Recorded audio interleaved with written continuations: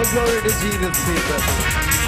మార్గము సత్యము జీవము సర్వము నీవేనయ్యా. ప్రేమ మమత కరుణ సర్వము నీవేనయ్యా.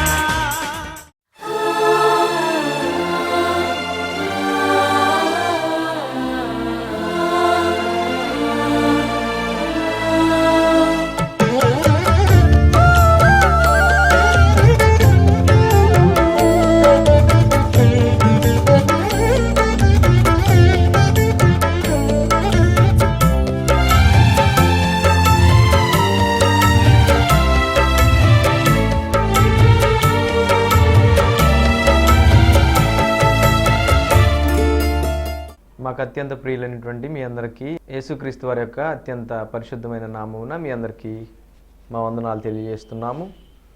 దేవుని యొక్క మహాకృపను బట్టి మనందరము మరొకసారి ఈ రీతిగా కలుసుకొని దేవుని యొక్క వాక్యాన్ని నేర్చుకోవడానికి దేవుడు మనకు అనుగ్రహించినటువంటి కృపను బట్టి దేవాతి దేవునికి ముందుగా కృతజ్ఞతాస్తుతులు చెల్లిస్తూ ఉన్నాను. ప్రార్థన చేసుకుని ఇది నా జ్ఞానాంశాన్ని గురించినటువంటి విషయాలను నేర్చుకుందాం. ప్రార్థన చేసుకుందాం. పరిశుద్ధుడు అయిన ప్రేమ కలిగినటువంటి తండ్రి, మహిమాన్వితుడు అయినటువంటి ప్రభువా, నీ ఘనమైన నామమునకు వందనాలు. భూమి మీద మా జీవితాలను మీరు ఎంతవరకు క్షేమంగా దీవించినందులకు నీకు వందనాలు. ముఖ్యంగా ప్రభువా, ఈ యొక్క సమయమునందు మేమందరము నీ వాక్యాన్ని నేర్చుకునేటువంటి అవకాశాన్ని సత్యస్వరము అనేటువంటి టీవీ ప్రోగ్రాం ద్వారా దయచేసి మా ఆత్మీయ జీవితాల్లో మీరు నింపినటువంటి అనలైనటువంటి దీవెనలన్నింటిని బట్టి నీకు వందనాలు చెల్లిస్తున్నాము. మరి ముఖ్యంగా ఒక జ్ఞానాంశాన్ని నేర్చుకోవడానికి మేమందరము ఈ సమయం నందు ప్రయాసపడుతూ ఉండగా మీ యొక్క శక్తిని మాకు దయచేయండి. వినుచున్నటువంటి ప్రతి వారికి కావాల్సినటువంటి గ్రహింపును దయచేయండి. అలాగే మాట్లాడుతున్న నాకు కావాల్సినటువంటి మీ బలాన్ని అనుగ్రహించండి. ఇది మా ఆత్మీయ జీవితాలకు ఉపయోగకరంగా, ఈ లోకంలో ఎంతో ప్రయోజనకరంగా మాకు ఉపయోగపడినట్లుగా సహాయం చేయమని ఈ మనవులను యేసుక్రీస్తు నామం పేరిట ప్రార్థించి అడుగుచున్నాము తండ్రి, ఆమేన్. ప్రియమైనటువంటి వాళ్ళారా, దేవుడు మనకి ఇచ్చినటువంటి అమూల్యమైనటువంటి సమయాన్ని పరిపూర్ణంగా ఉపయోగించుకోవడానికి ఒక దైవికమైనటువంటి అంశంతో మీ ముందుకు రావడం జరిగింది. అదేమిటంటే ప్రియమైనటువంటి వాళ్ళారా, మనిషి పుట్టుకతోనే పాపి అని బైబిల్ చెప్తుందా అనేటువంటి పాఠాన్ని నేర్చుకుందాం. మనిషి పుట్టుకతోనే పాపి అని బైబిల్ చెప్తే మనిషి పుట్టుకతోనే పాపి అవుతాడు. ఒకవేళ బైబిల్ మనిషి పుట్టుకతోనే పాపి కాదు అని చెప్తే పుట్టుకతో మనిషి పాపి కాదు. అంటే మొత్తం మీద మనం ఎలా చూసినా కానీ బైబిల్ ఏది చెప్తే మనుషులుగా ఉన్నటువంటి మనం దానినే నమ్మాలి. సాధారణంగా ఈ దినాల్లో మనం చూస్తున్నటువంటి సందర్భాల్లో ప్రియమైనటువంటి వాళ్ళారా, చాలామంది శిశు బాప్తీసాలను ఇస్తున్నటువంటి విషయాలను మీకు జ్ఞాపకం చేస్తున్నాను. అప్పుడే పుట్టినటువంటి పిల్లల్ని తీసుకుని వచ్చి వారికి చిలకరింపు బాప్తీసము అనో మరి ఈ లోక సంబంధమైనటువంటి కొన్ని రకాలైనటువంటి బాప్తీసాలను వారి మీద ప్రయోగించి శిశు బాప్తీసాలకు వారిని అప్పగిస్తూ ఉన్నారు. అంటే దాని అర్థం ఏంటి? ఈ లోకంలో మనిషి పుట్టుకతోనే పాపంతో పుడతాడని మనుషుల యొక్క అభిప్రాయం అయి ఉంది. అయితే దీనిని గురించి బైబిల్ ఏం చెప్తుంది, దేవుడు ఏం చెప్తున్నాడు అనేటువంటి లేఖనాలను మనం నేర్చుకుందాం.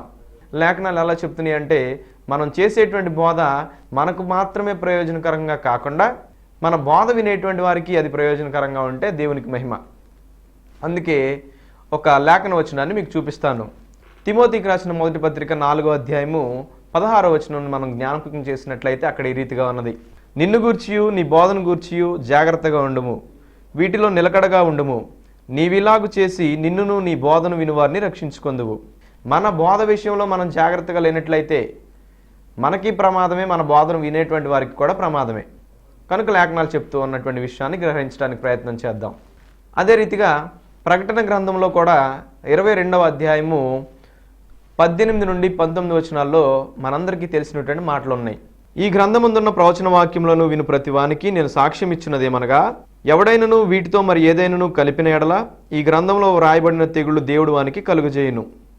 ఎవడైనను ఈ ప్రవచన గ్రంథమునందున్న వాక్యములలో ఏదైనను తీసివేసిన ఎడల దేవుడు ఈ గ్రంథంలో వ్రాయబడిన జీవవృక్షంలోను పరిశుద్ధ పట్టణంలోను వానికి పాలు లేకుండా చేయును. దేవుడు స్పష్టంగా మనుషులను హెచ్చరిస్తున్నటువంటి విధానం ఏంటంటే, ఈ గ్రంథంలో ఉన్నటువంటి దేనిని తీసివేయకూడదు, దేనిని కలుపుకూడదు. అయితే లోకంలో మనం చూస్తున్నటువంటి అంశం ఏమిటంటే జన్మ పాపము. మనిషి పుట్టుకతోనే పాపిగా పుట్టాడు అని చాలామంది బోధిస్తూ ఉన్నారు.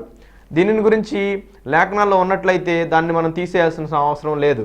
ఒకవేళ ఆ విషయం కనుక లేఖనాల్లో లేనట్లయితే దాన్ని తీసేయాలి. ఎందుకంటే లేఖనాలకు మనం దేనిని కలిపేటువంటి వారుగాను, లేఖనాల నుండి మనం దేనిని తీసేసేటువంటి వారుగాను ఉండకూడదని వాక్యం తెలియజేస్తుంది.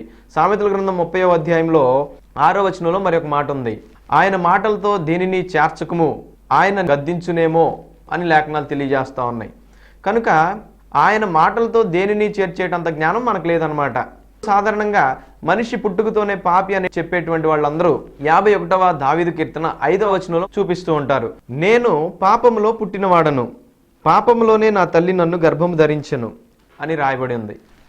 దావీదు చెప్తున్నాడు, నేను పాపములో పుట్టినవాడను, పాపములోనే నా తల్లి గర్భము నన్ను ధరించింది అని చెప్తున్నాడు.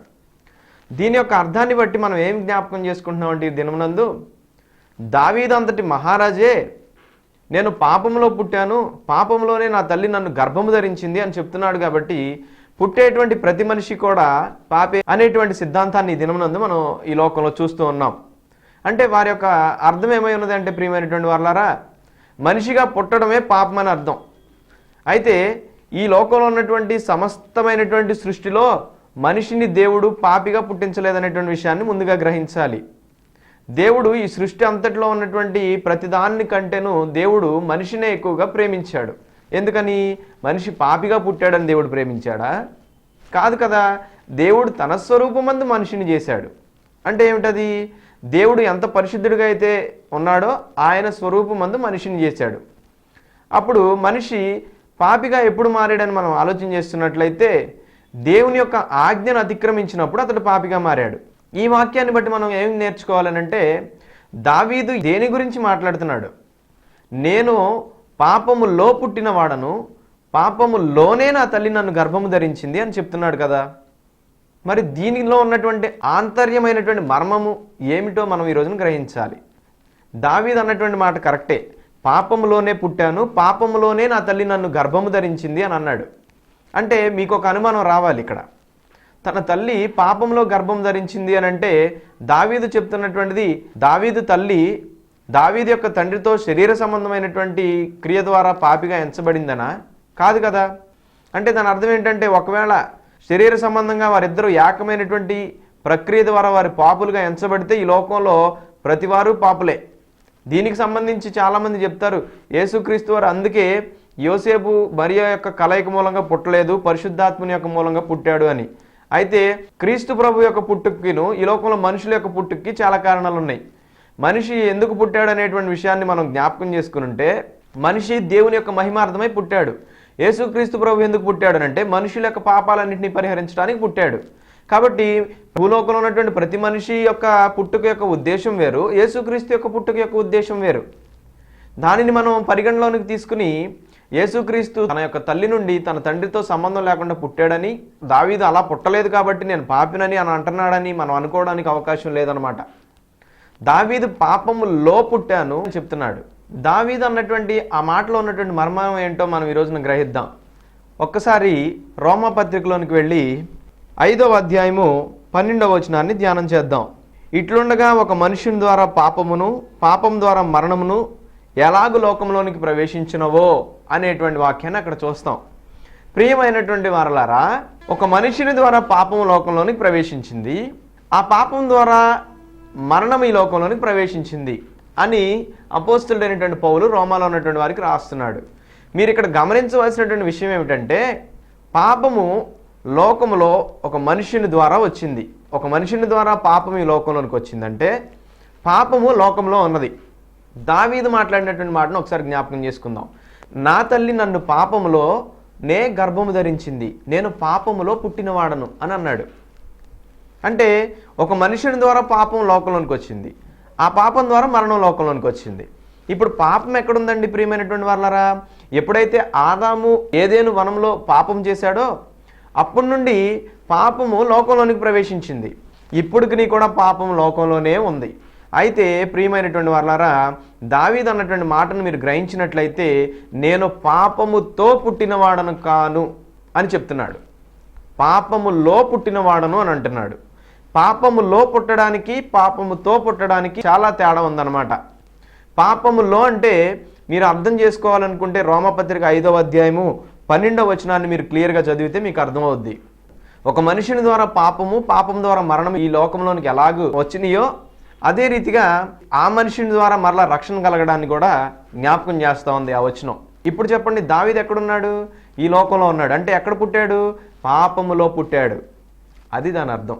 దేవుడు మనిషిని పుట్టుకతో పాపిగా చేయలేదు. మరి పారంపర్యాచారంగా పాపం అనేటువంటిది తల్లిదండ్రుల దగ్గర నుండి వారసత్వంగా పొందుకునేటువంటిది కాదండి. తన తండ్రికి బట్టతలు ఉంటే కుమారుడికి కూడా బట్టతలు వస్తుంది.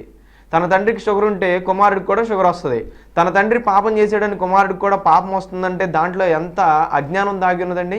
జన్యుపరంగా వచ్చేటువంటిది కాదు పాపం. పాపం అంటే ఎలా వస్తుందో మనం చూస్తే 1 యోహాను 3:4 ఏముంది? ఆజ్ఞాతిక్రమమే పాపము అని ఉంది. పాపం ఎలా కలుగుతుంది? నా తల్లి పాపం చేసింది కదా, నా తండ్రి పాపం చేశాడు కాబట్టి నేను కూడా పాపిని అనుకోవడం అది సరైనటువంటి అభిప్రాయం కాదు. కాబట్టి చిన్నపిల్లలు పాపులు కాదనేటువంటి విషయాన్ని మీరు జ్ఞాపకం చేసుకోనండి. జన్మ పాపం లేదనేటువంటి విషయాన్ని జ్ఞాపకం చేసుకోనండి. మరి పాపులుగా ఎప్పుడు మారతారంటే దేవుని యొక్క ఆజ్ఞను అతిక్రమించినప్పుడు, సకల దుర్నీతిని వారు గ్రహించినప్పుడు వారు పాపులుగా మారతారు. మేలైనది చేయనెరిగి చేయనివానికి పాపము కలుగునని లేఖనాలు తెలియజేస్తూ ఉన్నాయి. ప్రత్యేకంగా స్పష్టంగా మనం చూసినట్లయితే ఆజ్ఞను అతిక్రమించడమే పాపం. ఆజ్ఞను అతిక్రమిస్తే ఒక మనిషి పాపిగా మారతాడు, కానీ పుట్టుకతో మనిషి పాపిగా పుట్టడం లేదనేటువంటి విషయాన్ని గ్రహించండి. ఆజ్ఞ అతిక్రమించడం అనేటువంటిది ఒక క్రియ. పుట్టడం అనేటువంటి దానిని బట్టి అతడు పాపిగా మారట్లా. దేవుడు పుట్టొద్దు అని అంటే పుడితే అతడు పాప అవుతాడు. దేవుని యొక్క ఆజ్ఞ లేకుండా అతడు భూమి మీదకి ఎలా వస్తాడు? రాలేడు కదా. ఏ మనిషి అయినా కానీ భూమి మీదకి రావాలంటే దేవుని యొక్క చిత్తం లేనిదే భూమి మీదకి రాలేడు.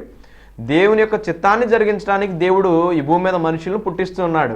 ఎప్పుడైతే దేవుని యొక్క ఆజ్ఞను నువ్వు అతిక్రమిస్తున్నావో, దేవుని యొక్క న్యాయ విధులను నువ్వు ధిక్కరిస్తున్నావో అప్పుడు నీవు పాపిగా మారతావు. అంతేగాని పుట్టడం అనేటువంటిది మనిషికి పాపాన్ని తెచ్చి పెట్టదనేటువంటి విషయాన్ని జ్ఞాపకం చేసుకోనండి. అంటే జన్మ పాపము కాదు కానీ కర్మ పాపమే అనేటువంటి విషయాన్ని గ్రహిద్దాం.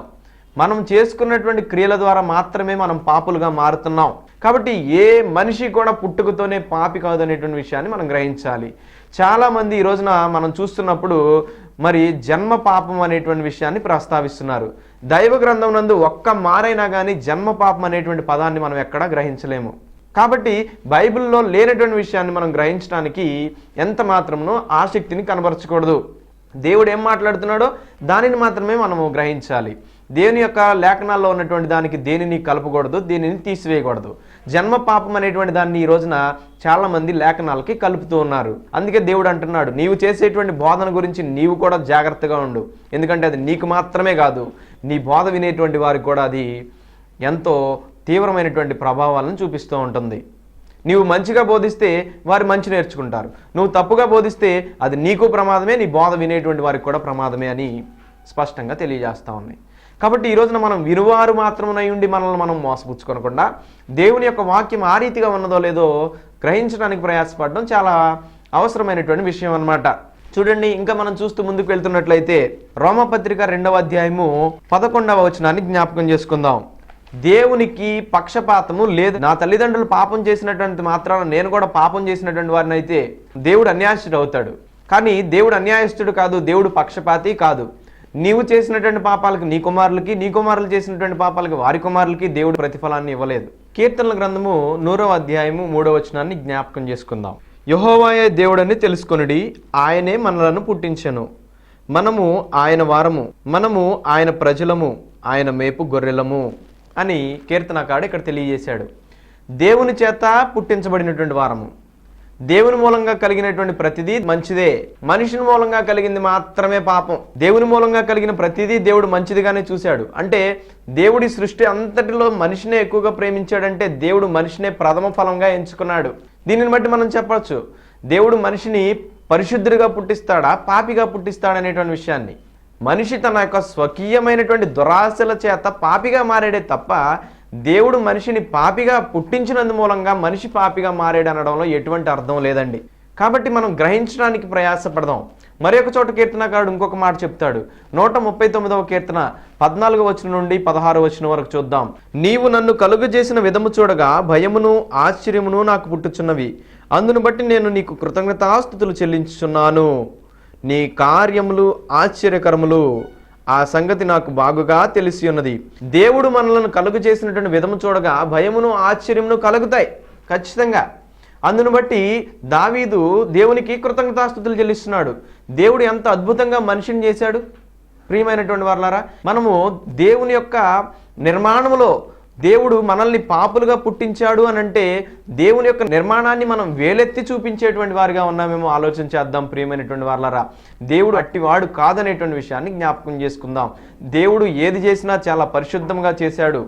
కాకపోతే మనిషే తన యొక్క స్వకీయమైనటువంటి దురాశల చేత ఈడ్వబడి పాపములో పడిపోయాడు. ఆజ్ఞను అతిక్రమించాడు. ఆజ్ఞను అతిక్రమించినటువంటి వారే పాపులు, ఆజ్ఞను అతిక్రమించినటువంటి వారు పాపులు కాదు. ఆ తర్వాత మనం మరి ఒక చోట మనం చూసినట్లయితే యేసుక్రీస్తు ప్రభు వారు కూడా శిష్యుల్ని ఒక సందర్భంలో గద్దిస్తారనమాట. ఏమని? శిష్యులు యేసుక్రీస్తు వారి దగ్గరికి చిన్నపిల్లలు వస్తున్నప్పుడు వారిని ఆటంకపరుస్తారు. అప్పుడు యేసుక్రీస్తు వారు ఏం చెప్పారండి? మీరు వీరిని ఆటంకపరచుకుడి, ఇలాంటి వారిదే పరలోక రాజ్యము అని అన్నాడు. అంటే దాని అర్థం ఏంటి? చిన్న పిల్లలు పరిశుద్ధమైనటువంటి వారు, పుట్టుకతో పాపము లేనటువంటి వారు, వారు నిష్కలంకులు, వారికి పాపం అనేటువంటిది లేదు కనుక ఎవరైతే చిన్న పిల్లల లాంటి పాపం లేనటువంటి జీవితాన్ని జీవిస్తారో అలాంటి వారిదే పరలోక రాజ్యం అని చెప్పాడు. కీర్తనల గ్రంథము 127వ అధ్యాయము 3వ వచనము, కుమారులు యెహోవా అనుగ్రహించు స్వాస్థ్యము, గర్భఫలము ఆయన ఇచ్చు బహుమానమే. స్వాస్థ్యము, బహుమానము ఈ లోకంలో చాలా శ్రేష్టమైనటువంటివి. దేవుడు మనుషులకు స్వాస్థ్యాలను, గర్భఫలాలను ఇస్తున్నాడు. స్వాస్థ్యాన్ని గురించి మనం ఆలోచించినట్లయితే స్వాస్థ్యాన్ని ఎవరు అమ్ముకోవడానికి ఆశపడరు, ఎక్కడ తాకట్టు పెట్టడానికి ఇష్టపడరు అనమాట. అది నువ్వు సంపాదించుకోకపోయినా కానీ మీ యొక్క పూర్వీకులకు గుర్తుగా అది నీకు తరతరాల నుండి సంక్రమిస్తూ ఉంది. నీ తర్వాత నీ పిల్లలకు, నీ పిల్లల తర్వాత వారికి. అది ఎంతో మరి సంతోషకరమైనటువంటిదని మనం ఈ లోకంలో ఆలోచన చేస్తూ ఉంటాం. అయితే దేవుడిచ్చేటువంటి స్వాస్థ్యం ఏమిటంటే, ప్రియమైనటువంటి వారలారా, కుమారులు యెహోవా అనుగ్రహించు స్వాస్థ్యం అంట. దేవుడు మనుషులకు కుమారులను ఇస్తున్నాడు. ఈ భూమి మీద నూతనంగా జతపరచబడినటువంటి దంపతులకు దేవుడు కుమారులను అనుగ్రహిస్తూ ఉంటాడు కదా. అది వారికి దేవుడిచ్చేటువంటి స్వాస్థ్యము. ఎవరైనా కానీ స్వాస్థ్యాన్ని మరి విలువలేనటువంటిదిగా ఇస్తారా? ప్రియమైనటువంటి వారలారా, దేవుడిచ్చేటువంటి కానుకల్లో, దేవుడిచ్చేటువంటి స్వాస్థ్యంలో లోపం ఉంటుందా? మీకు ఎవరైనా పగిలిపోయినటువంటి స్వాస్థ్యాన్ని, పనికిరానటువంటి స్వాస్థ్యాన్ని ఇస్తారా? పాప పంకిలమైనటువంటి స్వాస్థ్యాన్ని దేవుడు నీకు కుమారుడిగా ఇచ్చాడా? నువ్వు నీ తల్లిదండ్రులకు పనికిరానటువంటి స్వాస్థ్యముగా అనుగ్రహించబడి ఉన్నావా? ఈ లోకంలోనికి వచ్చేటప్పుడు మనం పనికిరానటువంటి స్వాస్థ్యాలుగా వచ్చామా? అట్లనరాదు. లేఖనాలు తెలియజేస్తూ ఉన్నాయి, దేవుడు కుమారులను ఈ భూమి మీద స్వాస్థ్యములుగా అనుగ్రహిస్తున్నాడంట. దేవుడు దయచేసేటువంటి దానిలో మనం లోపాలు ఎత్తి చూపిస్తున్నామా? ప్రియమైనటువంటి వారలారా, ఆలోచన చేద్దాం. ఇంకా గర్భఫలము ఆయన ఇచ్చు బహుమానమే అని వాక్యం తెలియజేస్తా ఉంది. అంటే ఈ లోకంలో గర్భఫలాలన్నీ దేవుడు దయచేసినటువంటి బహుమానాలే. దేవుడిచ్చినటువంటి బహుమానాలని మనం ఈ లోకంలో పాపులుగా ఎంచడం ఎంత మూర్ఖత్వం అండి. ఈ లోకంలో ఎవరైనా దేవుడు పుట్టిస్తున్నాడు అని అంటే, ఎవరి జీవితాల్లోనైనా గర్భఫలాలను ఇస్తున్నాడంటే, ఎవరి జీవితాల్లోనైనా స్వాస్థ్యాలను దేవుడు అనుగ్రహిస్తున్నాడంటే, దేవుడు అనుగ్రహించేటువంటి ఆ గర్భఫలాల్లోనూ ఆ స్వాస్థ్యాల్లోనూ ఇసుమంతైనా లోపం లేదనేటువంటి విషయాన్ని జ్ఞాపకం చేసుకోవాలి. మనిషి పాపంతో పుట్టలేదనేటువంటి విషయాన్ని దీన్ని బట్టి గ్రహించాలి. దేవుడు పాపంతో కూడినటువంటి జన్మలను, పాపంతో కూడినటువంటి బహుమానాలను, స్వాస్థ్యాలను ఈ లోకానికి ఎప్పుడు ఇవ్వలేదు. ఆదామును పరిశుద్ధుడిగా చేశాడు, అవ్వని పరిశుద్ధురాలుగానే చేశాడు. వారు ఎప్పుడు పాపులుగా మారారో మనం గ్రహించినట్లయితే, వారు తమ సొంత దురాశ చేత ఈడ్వబడి ఆజ్ఞను అతిక్రమించి మాత్రమే పాపులుగా మారారు.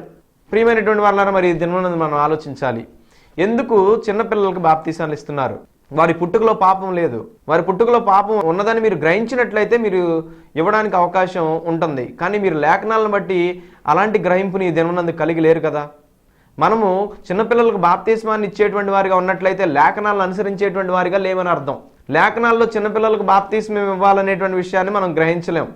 పెద్దవారైనటువంటి తర్వాత మాత్రమే వారు వివేచన కలిగినటువంటి వారిగా ఉన్నప్పుడు, మేము పాపులమని వారు గుర్తించినప్పుడు, వారి పాప జీవితాన్ని గురించి వారు పశ్చాత్తాపడినప్పుడు, వారు యేసుక్రీస్తు నామముని ఒప్పుకొని క్రీస్తులోనికి వారు బాప్తిస్మం తీసుకుని రక్షణ పొందాలి. చిన్నపిల్లలకి పాపం అంటే ఏం తెలుసు, బాప్తిస్మం అంటే ఏం తెలుసు, వారికి ఏమీ తెలియకపోయినా కానీ వారికి బాప్తిస్మం ఇప్పిస్తున్నటువంటి వారు వారి పట్ల అత్యుత్సాహాన్ని ప్రదర్శించి వారు పాపం చేస్తున్నారు. తల్లిదండ్రులైనటువంటి వారు పాపం చేస్తున్నారు. లేఖనాలకు విరుద్ధమైనటువంటి సంగతులను ఆచరిస్తూ ఈ ప్రవచన గ్రంథంలో లేనటువంటి విషయాలను చేర్స్తూ వారు పాపం చేస్తున్నారు. దేవుని యొక్క లేఖనాలను పరిశీలించేటప్పుడు చిన్న అలసత్వాన్ని ప్రదర్శిస్తూ ఉన్నాము. ఏ మార్గమైనా సరే సత్యమే అనుకోవడంలో తప్పండి.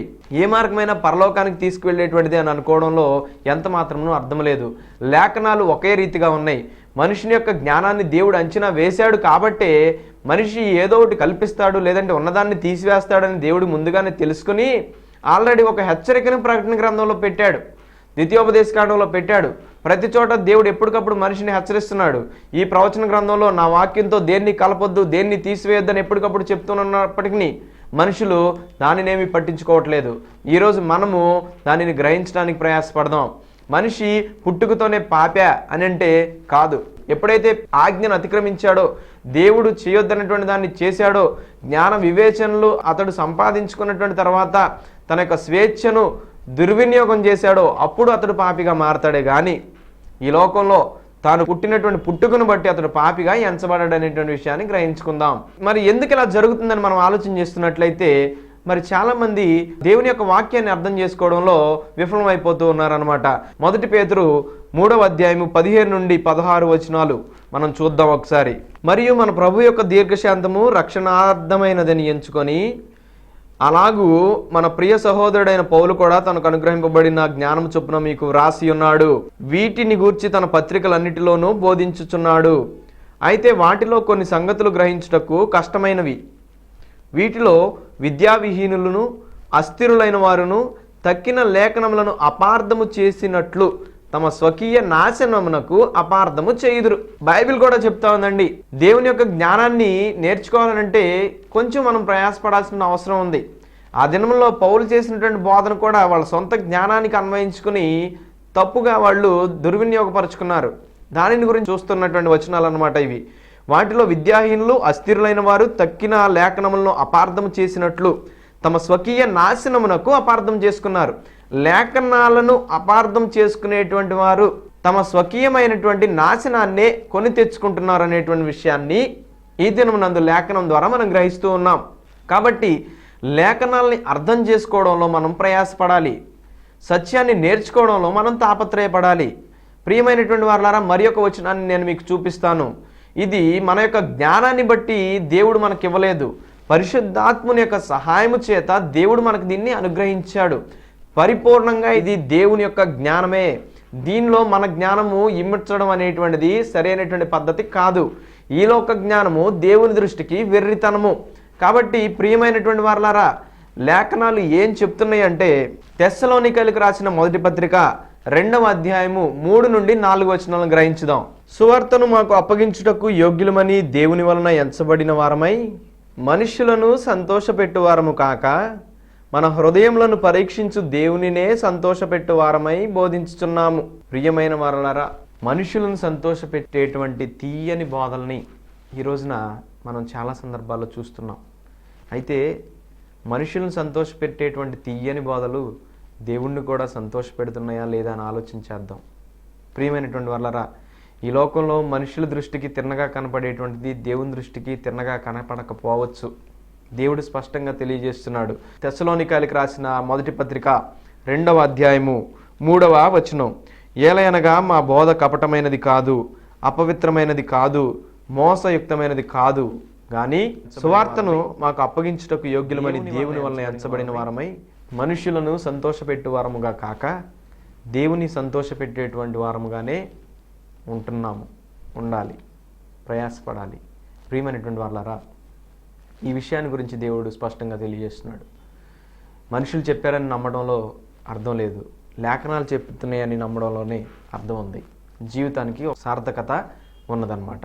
ప్రియమైనటువంటి వారలారా, ఈ దినం నందు మనము మనిషి జన్మతోనే పాపిగా పుట్టలేదని గ్రహించాం. అంటే మనిషికి కేవలం కర్మ పాపము మాత్రమే ఉన్నదన్నమాట, జన్మ పాపము లేదన్నమాట. పాపం అనేటువంటిది పారంపర్యాచారంగా వచ్చేటువంటిది కాదని, తల్లిదండ్రుల నుంచి సంక్రమించేటువంటిది కాదని, పాపము జన్మ నుంచి వచ్చేటువంటిది అంతకంటే కాదని ప్రియమైనటువంటి వారలారా తెలుసుకున్నాము. పాపము కేవలము ఆజ్ఞను అతిక్రమించడం ద్వారానే సంక్రమిస్తుందని, ప్రాప్తిస్తుందని మనం నేర్చుకున్నాము. ఇలాంటి పాపులైనటువంటి అనేకులందరి కొరకు స్వకీయమైనటువంటి దురాశల చేత ఈడవబడి పాపములో పడిపోయినటువంటి వారందరినీ విమోచించడానికి ఓ ప్రత్యేకమైనటువంటి జన్మతో ఈ భూమి మీదకి యేసుక్రీస్తు వారు వచ్చి పరిశుద్ధుడిగా జీవించి ఆయన తన సొంత రక్తాన్ని ఈ పాపులందరి కొరకు చిందించి తన యొక్క సొంత రక్తం చేత తన సంఘాన్ని కట్టి ఆ సంఘములో పాపులైనటువంటి వారిని అందరినీ పరిశుద్ధులుగా మార్చి దేవుని యొక్క రాజ్యముగా ఉంచాడు. ఎవరైతే పాపులుగా ఉన్నారో ఈ లోకంలో వారందరూ యేసుక్రీస్తు యొక్క స్వరక్తం నుంచి సంపాదించినటువంటి సంఘములో ఉన్నట్లయితే వారిని దేవుడు సదాకాలము తనతో కూడా ఉంచుకునేటువంటి అవకాశాన్ని అనుగ్రహిస్తున్నాడు.